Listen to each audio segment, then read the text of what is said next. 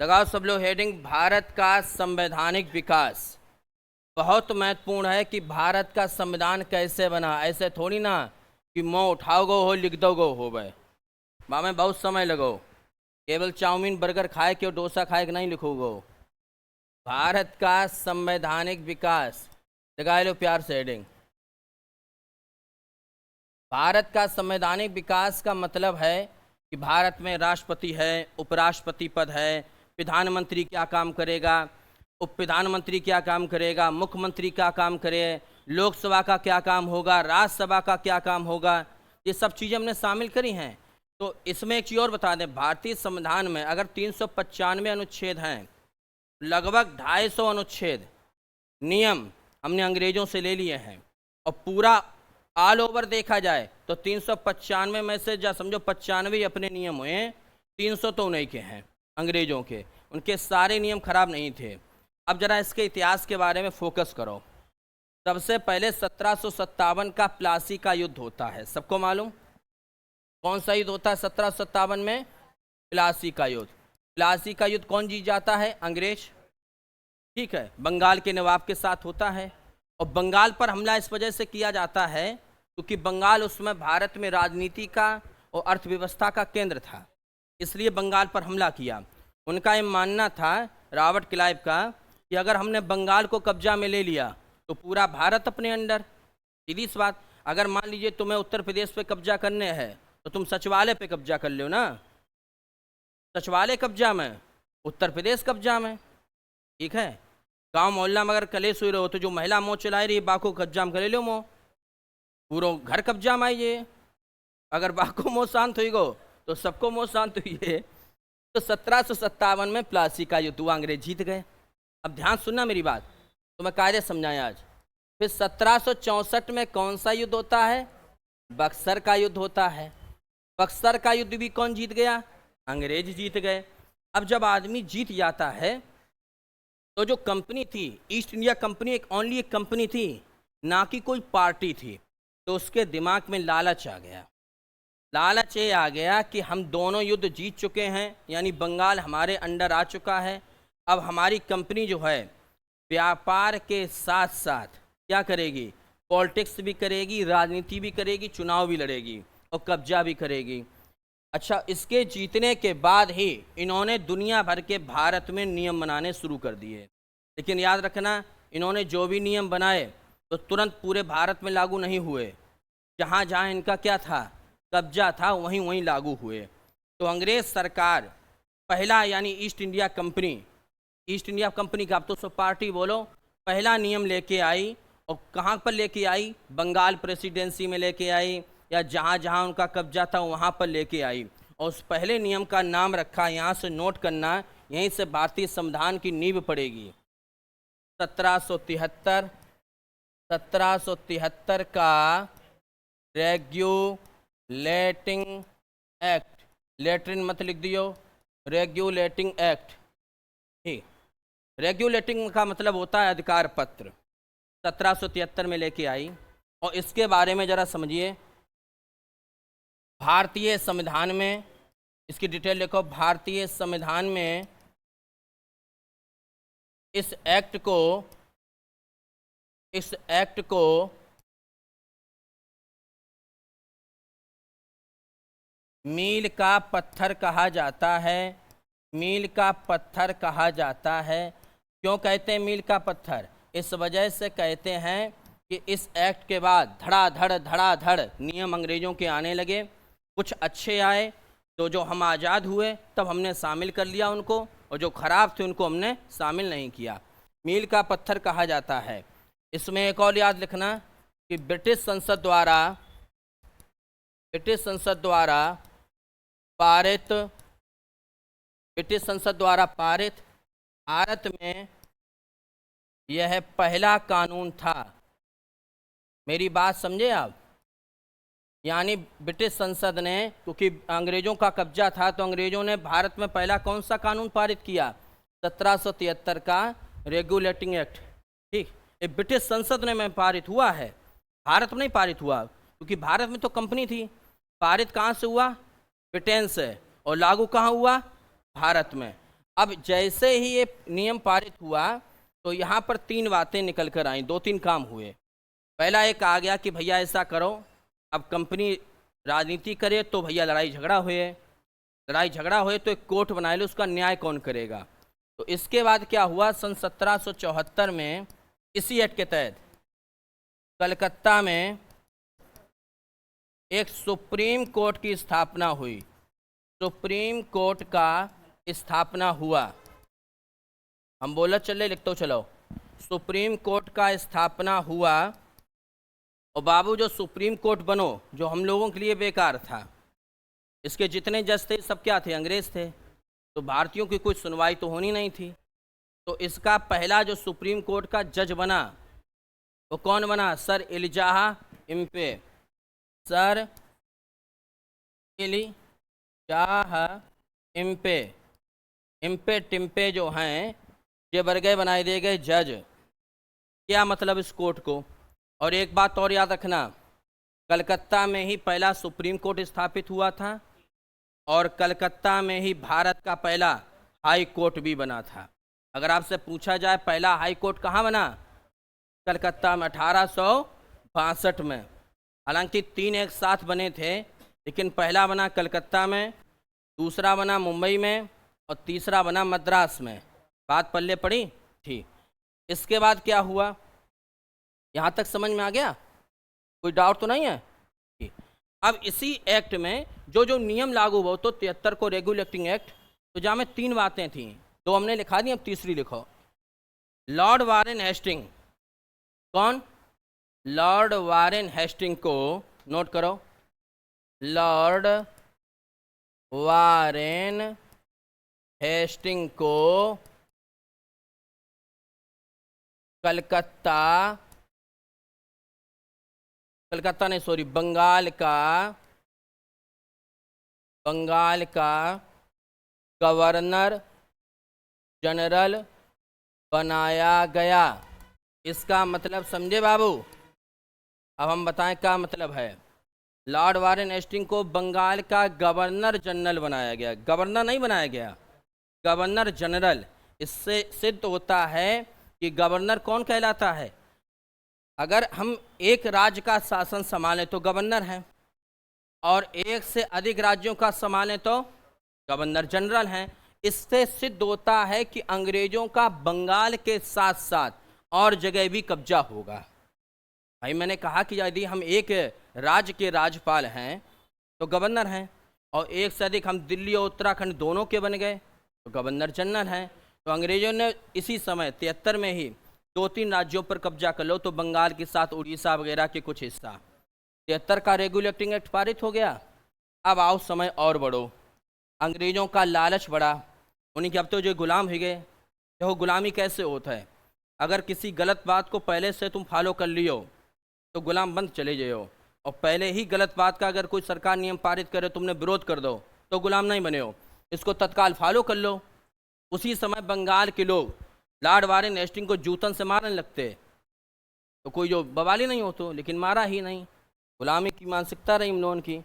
आगे लिखो, 1784 का, खूब समझ के लिखो भैया, पिट्स इंडिया एक्ट, वही समझ में आ रहा है। 1784 में पिट्स इंडिया एक्ट आया। अब देखो, पिट्स इंडिया एक्ट में कंपनी ने कहा ऐसा करो, अधिकारी बांट लो अलग अलग, कुछ लोग करें राजनीति का काम देखें और कुछ व्यापार। जैसे घर में होता है, एक राजनीति करत है, 4 व्यापार करत हैं। राजनीति वाले को राजनीति से फुर्सत नहीं, व्यापार वाले से व्यापार से फुर्सत नहीं है। तो इसमें क्या हुआ, कंपनी में दोहरी व्यवस्था की गई। नोट करो, कंपनी में दोहरी व्यवस्था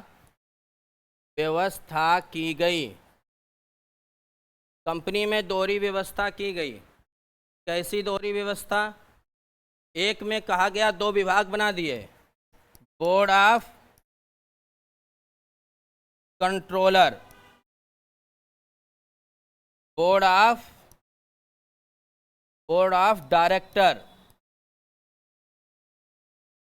डायरेक्टर्स, 2 विभाग बना दिए गए। बोर्ड ऑफ कंट्रोलर क्या करेगा? राजनीतिक मामले देखेगा, पॉलिटिक्स देखेगा, कहाँ चुनाव लड़ने का बवाल करवे हमें, राजनीतिक मामले। और बोर्ड ऑफ डायरेक्टर क्या देखेगा? व्यापारिक मामले। कौन से मामले? व्यापारिक मामले देखेगा। बात पल्ले पड़ी, कंपनी में दो विभाग बन गए, board of controller, board of director. Board of controller देखेगा राजनीतिक मामले बाबू, और बोर्ड ऑफ डायरेक्टर देखेगा व्यापारिक मामले।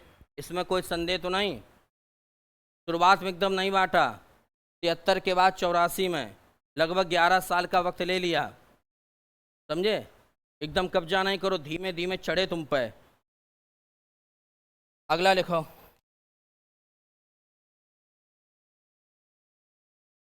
हटा दें भैया जी। अब इसके बाद बाबू आता है तीसरा नियम, 1786 का चार्टर अधिनियम। अधिनियम को हम अंग्रेजी में एक्ट भी कह सकते हैं, बात एक ही है। 1786 में जो चार्टर एक्ट आया, इसमें एक बात कही गई, क्या? कि गवर्नर जनरल को, पहले लिखो, गवर्नर जनरल को विशेष परिस्थिति में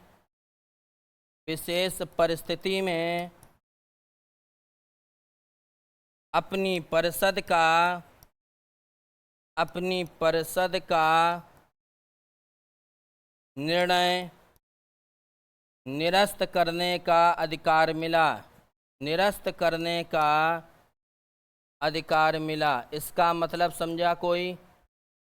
इसका मतलब समझा कोई? अब हम बताएं क्या है मतलब। कंपनी में, यानी जहां पर ईस्ट इंडिया कंपनी है, उसका मालिक क्या कहलाता था? Governor general.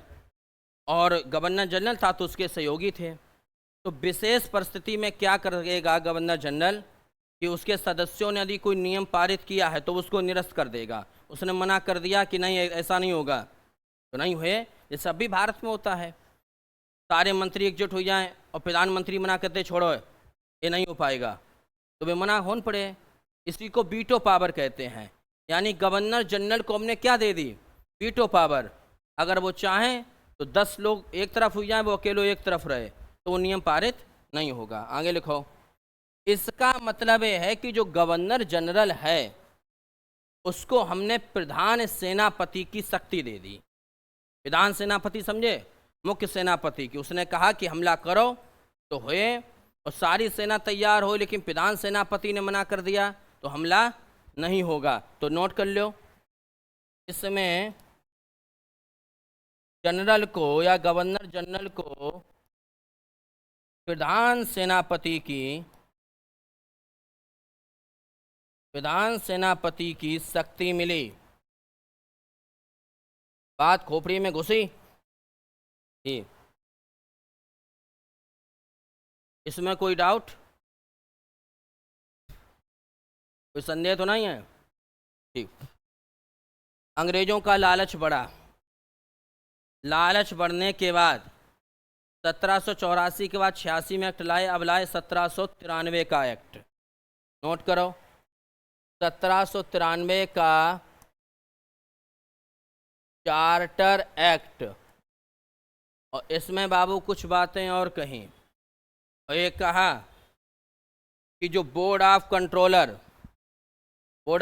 कौन थे? राजनीतिक वाले कि व्यापारिक? हाँ, बहुत सही। जो राजनीतिक मामला देखेंगे उनका वेतन अब भारत के राजस्व से दिया जाएगा। अब कंपनी उसका वेतन नहीं देगी। धीमे से चढ़ाई हुई गई, फिर धीमे धीमे करके क्या करने लगे? सारों वेतन भारत के राजस्व से लेने लगे। तो नोट करो, बोर्ड ऑफ कंट्रोल के सदस्यों का वेतन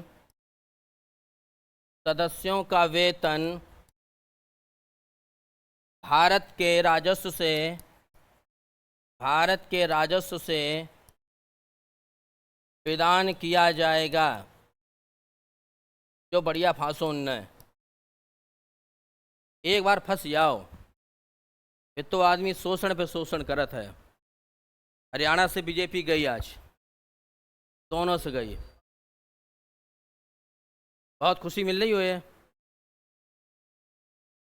बहुत मजा आ रहा है। क्लियर है भैया? बोर्ड ऑफ कंट्रोलर के लोग कौन थे? राजनीतिक मामले वाले। इनका वेतन किससे देंगे हम? भारत के राजस्व से। आगे बढ़ो।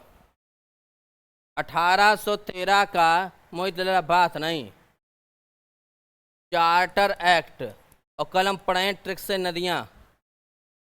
1813 का चार्टर एक्ट, इसमें क्या हुआ कि पहली बार भारतीय शिक्षा पर 1 लाख का बजट दिया गया। कितने लाख का? अब तुम्हें लग रहा हो मात्र 1 लाख रुपया, इतनी तो पॉलिटेक्निक की फीस होता है, लेकिन उस समय 1 लाख की वैल्यू थी। जब 1859 में दादा भाई नौरोजी ने प्रति व्यक्ति आय का आकलन किया था तो कितनी निकली थी? 20 रुपया। आज 20 रुपया में पानी की बोतल हाथ है, हाथ है। और जिसने पानी बेचा तो उसको तुम बहुत दिमाग की तारीफ ही करते हैं। पानी क्या करो कि जैसे खुला हुआ पानी, तो हम उसका एक दिन वीडियो देख रहे थे, और पानी को केवल बोतल में रख के रख दिया भर के, कीमत कितनी कर दी? 20 रुपया। क्या आइडिया? 2-4 कंपनियां ऐसी जिनका खुद का 1 पैसा नहीं लगा है, 1 पैसा। एक ओला, ओला गाड़ी चलवात है, ओला की खुद की एक भी गाड़ी नहीं है, खुद की गाड़ी नहीं, बस उसने ऐप बनाया। और एक है ओयो होटल, उसका खुद का एक होटल नहीं, खुद का केवल। जोमेटो खुद का एक भी खाने पीने का प्रोडक्ट नहीं बनाता, यहाँ से उठाया वहाँ दिया, मेक इन इंडिया है जा। 1813 के चार्टर अधिनियम में क्या हुआ? नोट कर लो, इसमें नोट करो बाबू। पहली बार भारतीय शिक्षा पर 1 लाख का बजट दिया गया। हमने 1 लाख का बजट दे दो, अंग्रेजन ने बहुत बड़ो एहसान कर दो कि जाओ बेटा खर्च करो जाए के।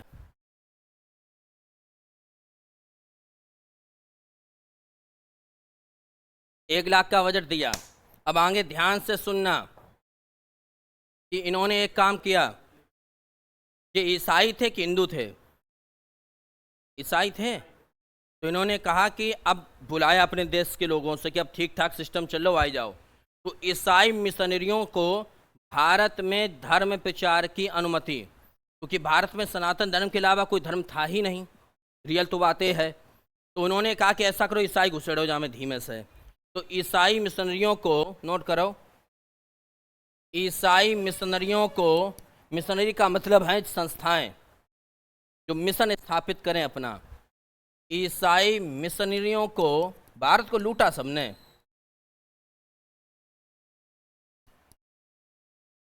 भारत में धर्म प्रचार की क्या दे दी? अनुमति कि जाओ बेटा ईसाई बनाओ जाए के। और ऐसा ईसाई बनाया कि केरल में ईसाई धर्म के लोग मानने वाले हैं, अरुणाचल प्रदेश में हैं, सिक्किम में हैं, बहुत हैं। खूब धड़ाके से इन्हें चलाए। आगे लिखो।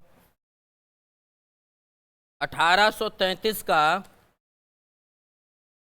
बाबू आगे लिखो, 1833 का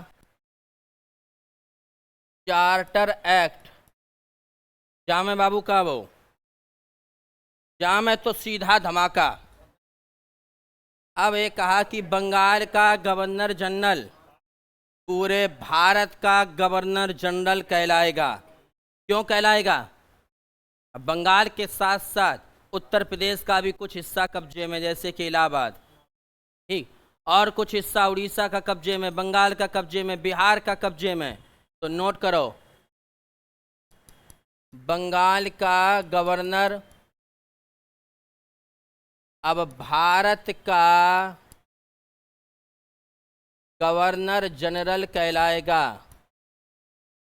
भारत का गवर्नर जनरल कहलाएगा। सीधा छक्का मार दिया कि जाओ बेटा खेलो कूदो। और हमने पहला गवर्नर किसको बनाया? Lord William Bentinck. अच्छा आदमी था। Lord William Bentinck. Lord William Bentinck को याद ऐसे कर लियो, ब्रिलियंट आदमी को ही हम गवर्नर बनाते हैं। तो लॉर्ड विलियम बेंटिक को हमने भारत का पहला गवर्नर जनरल, पूरे भारत की कमान सौंप दी। समझे? याद रहे ब्रिलियंट। लॉर्ड विलियम बेंटिक ने आते ही एक बहुत अच्छा काम किया। राजा राम मोहन राय के कहने पर किसका अंत किया? सती प्रथा का अंत किया। समझ गए? सती प्रथा का अंत किया था। क्लियर है? तो नोट कर लो, भारत में सती प्रथा का अंत, सती प्रथा का अंत, सती प्रथा का अंत किसके कहने पर? राजा राम मोहन राय के कहने पर। राजा राम मोहन राय के कहने पर सती प्रथा का अंत किया। सती प्रथा के खिलाफ एक्ट लेके आए कि जब बंद करो तमाशा। अब वो भारत में बहुत अंधविश्वास है, अब ज़्यादा बढ़ गो। हाँ, अब बनाए तुम ही लोग हो। साथ में दास प्रथा को, बाबू दास प्रथा को अवैध घोषित, हटाओ इस तमाशा को। दास प्रथा को अवैध घोषित कर दिया, ये नहीं चलेगा भारत में। बढ़िया काम। और सुनो बाबू, यहां से एक काम और अच्छा होता है। लॉर्ड मैकाले की अध्यक्षता में पहला विधि आयोग बनाया। क्या बनाया? क्या होता है विधि आयोग, मैं बताऊं। लॉर्ड मैकाले की अध्यक्षता में पहला विधि आयोग, लॉर्ड मैकाले। इसका मतलब ये है कि विधि आयोग, विधि माने होता है कानूनी आयोग, और लॉर्ड मैकाले की अध्यक्षता में जब विधि आयोग बना तो जो क्राइम थे उनकी कोडिंग की गई। कोडिंग का मतलब ये हुआ कि जो मर्डर करेगा उसकी धारा का नाम इंडियन पीनल कोड 302 होगा।